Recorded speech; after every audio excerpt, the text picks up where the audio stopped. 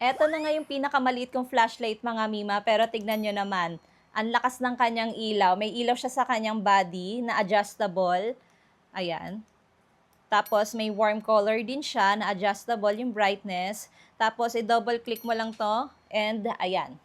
Ilaw sa kanyang front light.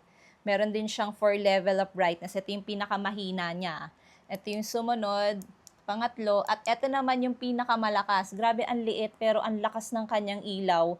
Ayan oh. Tapos glow in the dark pa ito mga Mima. Ayan.